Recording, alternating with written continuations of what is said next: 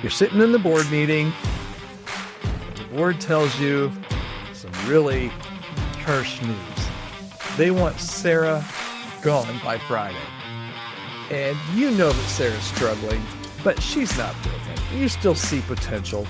All the board sees are problems. And now you're caught between your conscience and your boss, the board. Does this ever happen?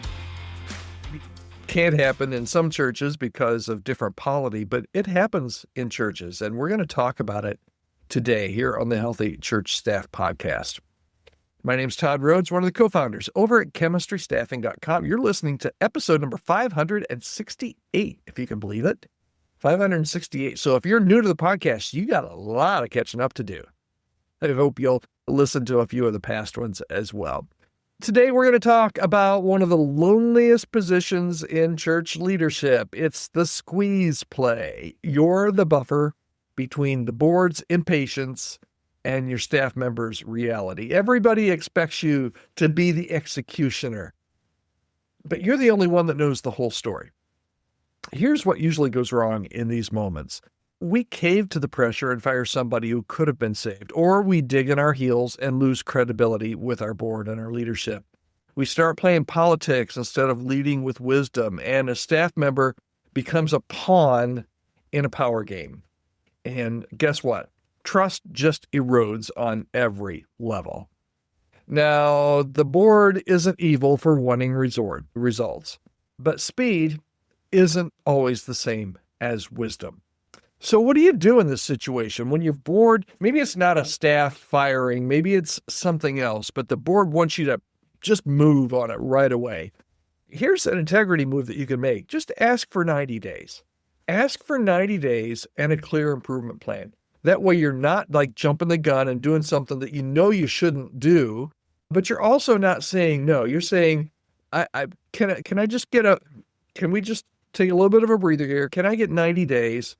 And try and work through this with a clear improvement plan in the case of the staff member. And then put it in writing, measurable goals, specific benchmarks. Tell the board, hey, if we're going to make this move, let's make it bulletproof. Let's do it the right way. Most boards, not every board, believe me, not every board, most boards will respect that type of a data-driven approach.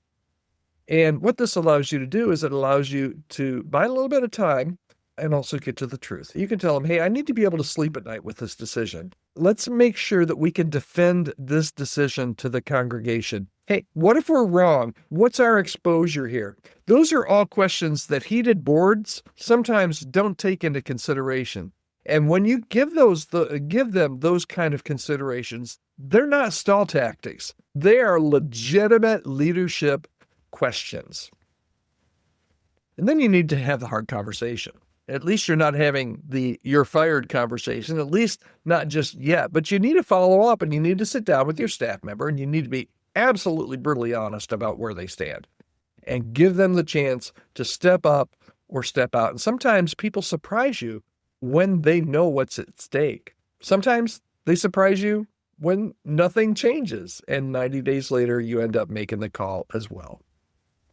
Your integrity as a leader in these situations, in these squeeze plays, is being tested, right? The board is watching how you handle pressure, and your staff is watching how you protect people.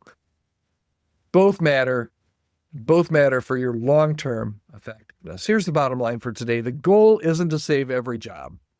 It's to make every decision defensible. And like I said, this can be not just for a staff decision. This can be for something that your board or somebody else, your supervisor, wants you to initiate, or a decision that they want you to make. And if you're ready to make the decision, then make the decision.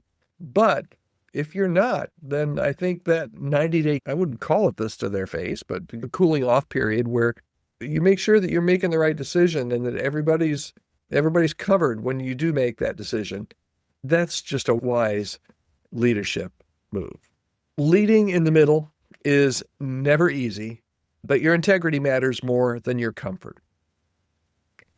All right, that's it for today. My name is Todd Rhoades. You're listening to the Healthy Church Staff Podcast. We're here every Monday through Friday.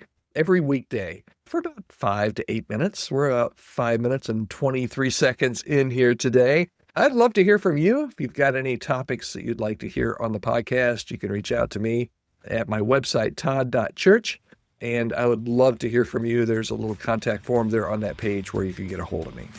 All right, that's it for today. I hope you'll join me right back here again today, or right back here again tomorrow, unless you're a new user and you still have those 567 episodes to catch up on. Go do that now, and maybe you'll have them all done by the time we meet again tomorrow. All right, thanks. Have a great day.